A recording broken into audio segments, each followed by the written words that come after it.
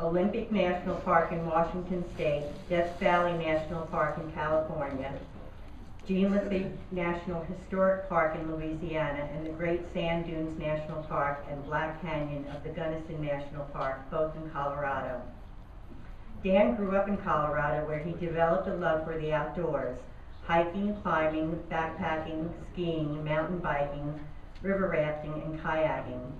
He has a BA in ecology from Adams State University in Colorado and an MS in park and resource management from Slippery Rock University in Pennsylvania. In 2009, Dan began fulfilling a lifelong goal of hiking 1,500 miles along the Continental Divide through Colorado and climbing all 73 of the state's 14,000 feet peaks. So far, he's covered 630 miles and climbed 26 of the big peaks. Dan lives in Navarre, Florida, with his wife and 2 daughters.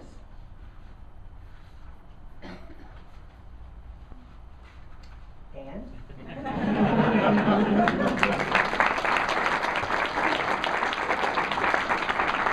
Good morning. Good morning. I hope you'll accept me as an adopted homeboy. I will never forget arriving in the greater Pensacola area.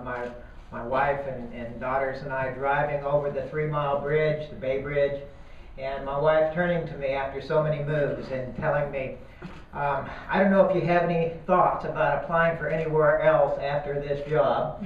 If you do, that's okay, but just remember where to send the paycheck, and I'll see you when you get back. She had found her home, and we absolutely love it here. When we go to the beach, we live in Holly by the Sea, right nearby here, and when we go to the beach, we either go to the Santa Rosa County Park, right over the bridge, or we go over to Opal Beach within the National Seashore.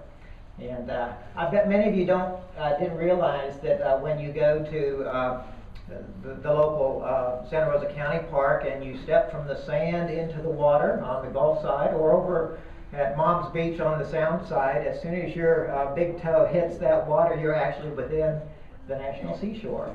When Congress established Gulf Islands National Seashore back in 1971, they drew our boundary for us, and they drew a big circle all the way around all 48 miles of Santa Rosa Island.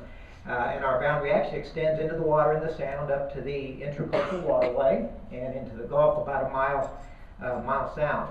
So to help let people know that, this past April during National Park Week, we did an end-to-end seashore paddle. And starting down at Perdido Key and paddling a few miles each day for a week, I invited the public to join me. We had people come out just about every day, and we paddled all the way from Perdido Key down to East Pass near Destin. And what an incredible, incredible place that we live. It's really neat. Wanted to share some good news. It's always great to start out the day with some good news. And in probably maybe 2 weeks, maybe 3 weeks, we'll be receiving $4 million compliments of BP. I'll give them credit for that. And that money is for NRDA, Natural Resource Damage Restoration, Lost Visitor Use from the oil spill, and we're going to use that money to buy a couple of ferry boats, passenger ferry boats, to establish a long-awaited, in the concept and thoughts of a lot of people for the past 35 years, to have a ferry service in Pensacola Bay. It is going to be operated somewhat similarly to the ferry service that the National Park Service operates over in Mississippi out to West Ship Island. It'll be a concession operation, National Park Service concession, but it'll be operated by a private business. And it'll be a triangular-shaped route.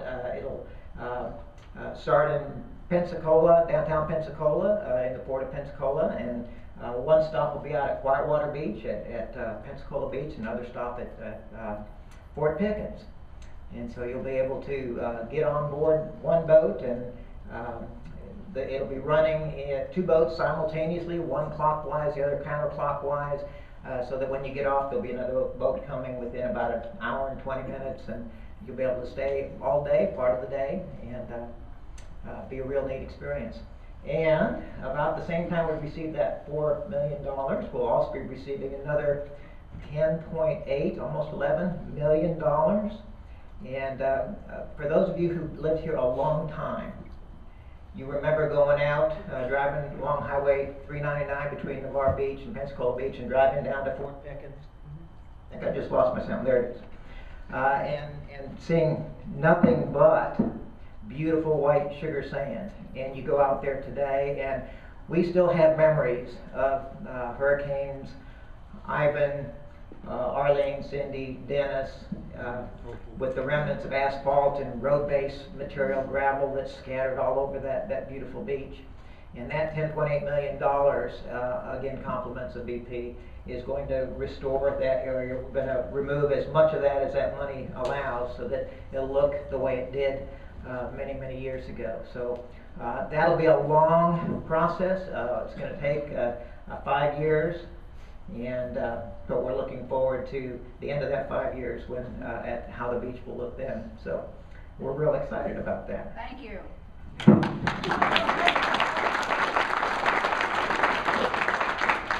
You know, after I arrived, one of the questions that I got asked several times was, how about that asphalt road between Pensacola Beach and Navarre Beach, Highway 399, also known as J. Earl Bowden Way?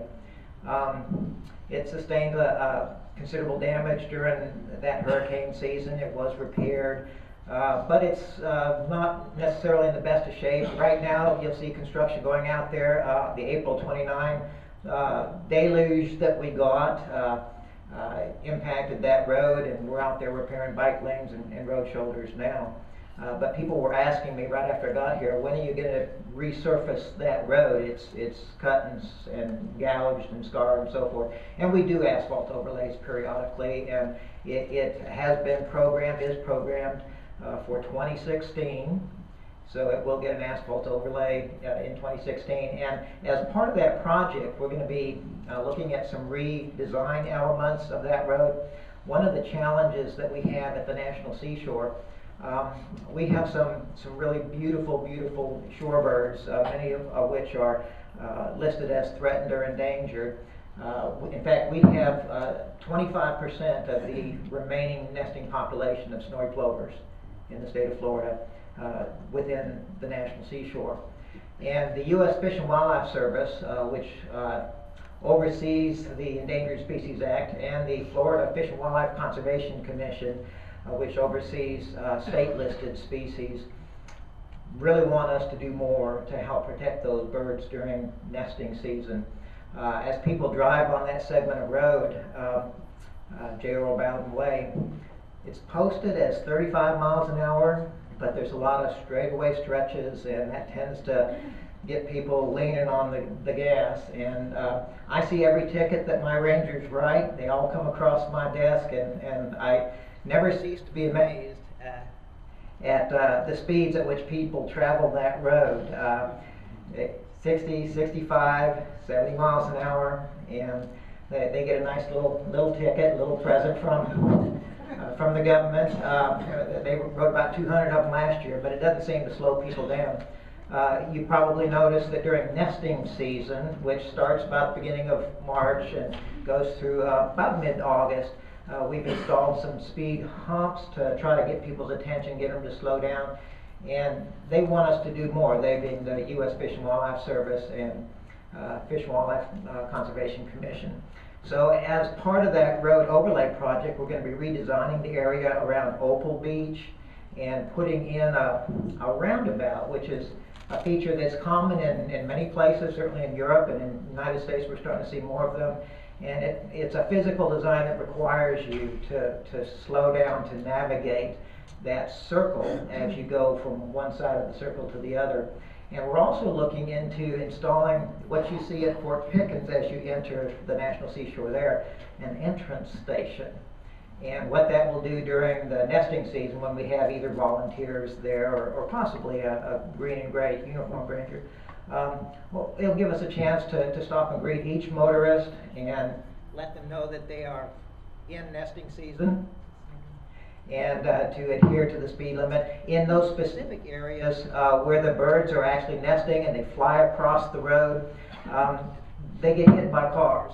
My first year here, we lost over 150 birds to roadkill, and they don't find that acceptable, the Fish and Wildlife Service. And so we need to do something to enforce that 20 miles per hour. One of the things we've done is create a little refrigerator magnet, and so everybody that comes along that road, stops at the entrance station, will be given one of these, and it says, save a chick, drive 20 miles per hour, so you'll get your very own chick magnet. That's cool. Yeah, too. We'll try anything. You'll see something else going on at Fort Pickens. Next year, we got money in 2015 to do an asphalt overlay there, and that's a real challenging road. That end of the island is very narrow, it's very low-lying, and no longer does it take a hurricane or a tropical storm to dump feet of sand on that road and close the road. Anymore, all it takes is a south wind, high tide, little rain, and we end up with several feet of sand and water on the road. Last year, the road was closed a dozen times. No hurricane, just routine weather events. And when they told me they were getting ready to do the asphalt overlay next year, I asked the Federal Highways Administration, would you consider allowing us to realign about a 2-mile stretch of the road that is still located so close to the Gulf. After the last major storm we had, wasn't really major, but Hurricane Isaac, it actually made landfall over Louisiana, but it deposited about 6 feet of sand on the Fort Pickens Road, especially on that 2-mile stretch. And after the storm, I stood on the edge of the pavement, and I paced it off to the splash of the waves, 15 feet. 15 feet. Now the waves have moved the sand around, and if you pace it off today, it's more like 50 feet, 50 feet. But it is so close to the Gulf. We're going to lose that road. It's going to keep getting buried under sand. So I asked them if they would allow, as part of this project, to enable us to relocate that to the north, to the other side of the primary dunes. And lo and behold, they said that they would. When that project starts, they're going to build a new section of road 2 miles north of the dunes, leaving the existing road in place so that access will continue. And when they're done with the new stretch, they'll close the old stretch and remove that asphalt. And won't be quite as pretty right along the Gulf as you're driving, but hopefully it'll enable us to keep that road open more consistently. So that's another bit of news. Another item, for those of you who drive a little bit further, another one of our beautiful areas is over there at Perdido Key. And everywhere else in the National Seashore, both our Santa Rosa area between Navarre Beach and Pensacola Beach, and then the Fort Pickens area, some years back we changed how we managed visitor access to the beach. And we used to allow road shoulder parking. You could park anywhere, access the beach anywhere. And one of the challenges of that, besides traffic issues and road shoulder maintenance and so forth, was that it didn't give the wildlife any place. There were people everywhere, and it tended to beat down the dunes and so forth. So as you can see, we've designed parking facilities and a number of them so that people can access the beach, but at specific areas. And we did that both at our Santa Rosa area and Fort Pickens, but we never did that over at Perdido Key, the last 2 miles of Johnson Beach Road. And so next year we'll be doing what we legally are required to do, comply with NEPA, the National Environmental Policy Act. We'll be doing an environmental assessment. But the outcome of that is that we'll have some designed parking facilities finally over there, and some nice dune crossovers to enable people to have easy access to the beach in designated areas. And that'll help protect those areas of the dunes and beach for some of the other critters that we all really love to see, and that's their home. They have no place else to go. If you look at the coast of Florida, most of it's been developed, and there's very little undeveloped beach left for the birds and the other critters to go. So that'll be coming our way as well.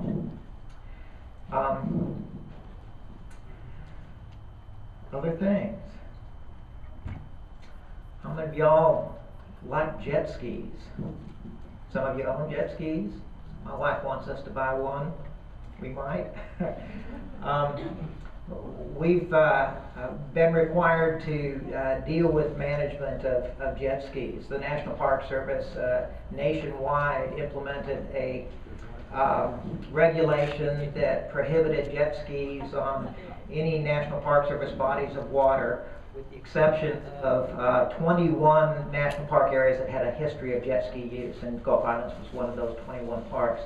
And we were allowed to go through the NEPA process, do an environmental assessment, and if we wanted to continue to use, allow that use, we had to find a way to properly manage it to protect the visitor experience for everyone and protect the resources, and we did that back in 2006. And we put in some no-wake zones in certain locations, and of course promptly got sued, and it went to court. And the judge said that the EA that we did, the environmental assessment, was not adequate, required us to go back to the drawing board. And so we've done that. This time we're doing an environmental impact statement, which is a much more extensive document, much more time consuming, and much more expensive. It's costing us about $400,000. But the outcome of that, we don't know yet. We haven't even finalized alternatives. We're required by law to look at a range of alternatives, to evaluate the impacts of each of the alternatives, and to engage the public. We've already had one round of public meetings. We'll probably have another round of public meetings. We don't know what the outcome is. We have folks who don't like jet skis, would like to see them banned in the National Seashore, take them elsewhere.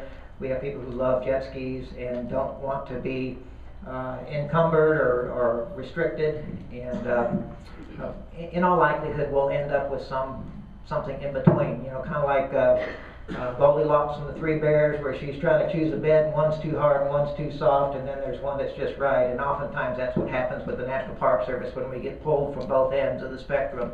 We try to do our best to find that sweet spot in the middle. So we'll probably have some form of managed use to take care of the resources and the visitor experience, and yet still allow people to enjoy the National Seashore.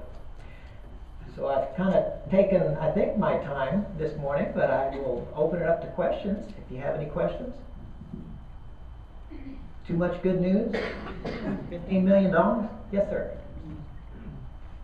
The realignment of 399 and the repaving process, can we interject the idea that if they could separate the bike lanes from the motor vehicle lanes, that it would increase the safety and make the utilization of both more attractive? That's a good point, good idea. You know, we used to have a separate multi-use trail, if you want to call it that, like they do in Pensacola Beach. And when the road was damaged, about 30% of the road was destroyed in 2004, 2005. And when they rebuilt it, they decided to go with what they have, which is an adjoining 4-foot bicycle lane. And I think that, I wasn't here then, but I think the rationale was the less asphalt, the better. And it might be easier to maintain that than two separate paved surfaces. But we've had other similar requests. Road projects are extremely expensive. You're into the millions of dollars. Multi-use trails are also expensive.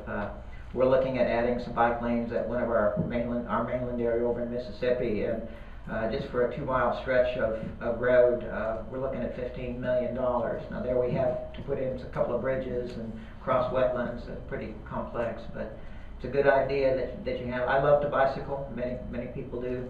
And it's always a little scary when people are driving by real fast. If everyone would go the speed limit, there'd be much less speed differential between cars and bicycles. But thank you very much. Could you address the requirements being attached to fee simple title awarding on Navarre Beach, that bill? The ownership of the island has gone back and forth over the years. What a lot of people don't know is, you know, the entire island, all 48 miles, used to be federally owned. And in 1929, all but Fort Pickens was sold to Escambia County for the sum total of $10,000. How'd you like to buy about 44 miles of island for $10,000? And the thought was, wanted jobs and development for tourism and so forth. And unfortunately, timing is often everything. And they bought it in 1929. That rang any bells? Stock market crashed, the ensuing depression, development never happened. And so they approached the county, approached Department of the Interior and asked if we'd be interested in establishing the island as a national park and have the federal government do some tourist facility development. And so they did that. And President Franklin Delano Roosevelt signed a presidential proclamation in 1939 establishing Santa Rosa Island National Monument. And at that point, all of the island, except for Fort Pickens, was a national park. Timing is everything. 1939, 1941, December 7th, Pearl Harbor, World War II, all the money in the country went into the war effort, and that development that was planned by the National Park Service never happened. So in 1946, when the war was over, Escambia County asked for the land back, and they did that. Congress passed a bill in 1946 abolishing the unit of the National Park System. That rarely ever happens. But it was returned to Escambia County with a couple of caveats in that legislation. It said that number one, the land had to be used in the public interest, and number two, Escambia County was prohibited from ever selling the land because they wanted it to be used in the public interest. And so, in the public interest was interpreted as resulting in 99-year leases to people who wanted to build homes and condominiums and so forth. And eventually people would like to own the land that they put all the money into the structures on. So Congressman Miller did introduce a bill last year, a little over a year ago, H.R. 2954, passed the House, it's in the Senate now, that would undo that component of the 1946 bill, remove what's referred to as the reverter clause, and allow the county, Escambia County, to convey the land fee simple. And what that does is not only allow the leaseholders in Pensacola Beach to acquire that property, but Navarre Beach, it's in Santa Rosa County boundary. All that land is still owned by Escambia County because of that reverter clause. So that bill would allow the conveyance by Escambia County to Santa Rosa County. And the National Park Service was called to testify before Congress. We did not take a position on that part of the bill. I think the feeling is that some could question whether 99-year leases in private homes was, quote, in the public interest, but as far as we're concerned, it's water under the bridge. The homes are there, the condos are there, so we didn't take a position on that part of the bill. They had another part of the bill about making sure that the remaining undeveloped lands that are zoned by the counties for conservation and recreation and preservation remained in that state, and we certainly support that part of the bill. Whatever's not built on and it's open to the public and the critters need to save some of that for that type of use as well. So I don't know if that answered your question. Well, as a part of it, what about the part that would preclude considering a channel or a path sometime in the future? That's not addressed in the bill. It's not a part of the bill. It was a part of the National Park Service, Department of the Interior's testimony before Congress, and our position on that. And probably the best thing I could do to explain our position on that is to share with you what we're dealing with over in Mississippi. The National Seashore is in both Florida and Mississippi. We're the nation's largest national seashore. We stretch for 160 miles. And over in Mississippi, way back more than 100 years ago, they established a shipping channel between two of the islands, between Pettigrew Island and Horn Island, to go into Pascagoula, where they have today a major refinery. And what a lot of us don't really think about, because our lifespans are so short, barrier islands are not fixed, they move. Go down to Fort Pickens, the seawall used to be right at the end of the island. Now you can walk for a half a mile to get to Pensacola Pass. Fort McRae, which was on the other side of the pass, on the end of the island, it's now underwater. When you try to maintain a fixed channel in an island that nature is moving, you end up with problems. And the islands in Mississippi, as they dredge the channel, and as the islands keep moving and dropping into the channel, the islands have been shrinking over there. And they estimate that since 1917, the islands have lost 22 million cubic yards of sand. And the federal government is in the process of spending $500 million right now to go out and recover 22 million cubic yards of sand and put it back in the system. Ship Island is now East and West Ship Island. It's lost 56% of its land area. Betty Boy Island has lost 64% of its land area. So when we do things, and no one is saying, including the National Park Service, that we shouldn't have a Pascagoula shipping channel, but there are always consequences, sometimes unintended. And I will always remember something that a fellow by the name of Robert Watkins said. He devised the LEED certified sustainable building concept.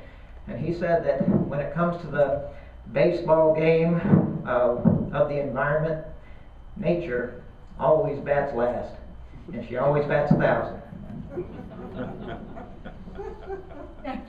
So that doesn't directly address Navarre Pass, but kind of in a roundabout way. What, in your opinion, would be the best way to improve water clarity and water quality in the Sound? You know, many people who've lived here their whole lives remember when the Sound looked different.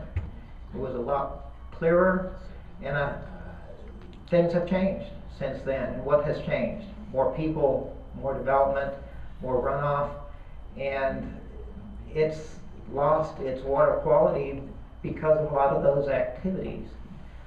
Pensacola Bay, which by the way does have Pensacola Pass, and it flushes with the tide, had very, very poor water quality, and they have lost in the last 40, 50 years, they've lost 90% of their seagrass beds in Pensacola Bay, and the fishery has been impacted because of that.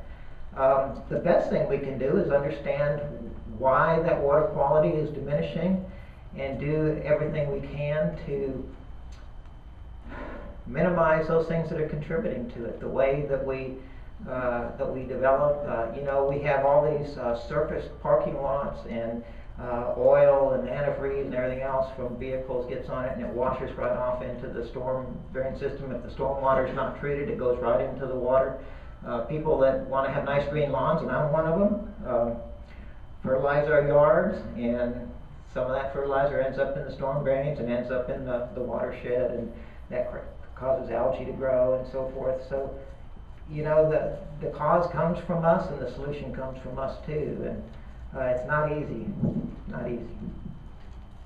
Jim? There's a system that I saw demonstrated computer-wise. It also exists in Destin, and they have a piping system that pumps Gulf water into the headwaters of the harbor, and that flushes out the stuff there. And the model I saw would put 3 of those on the island at about $10 million a pop, but would return the Sound to what I remember as a child, being a native of Santa Rosa County. Some argue that it'll kill the seagrass, and the answer to that is praise the Lord, yes it will, because what we have is the nut grass of the seagrass world. We don't have the big ribbons that we used to have when I was a child. They'll come back when the salinity and the clarity improve. That concept takes advantage of the phrase, the solution to pollution is dilution. That's partial. And it works.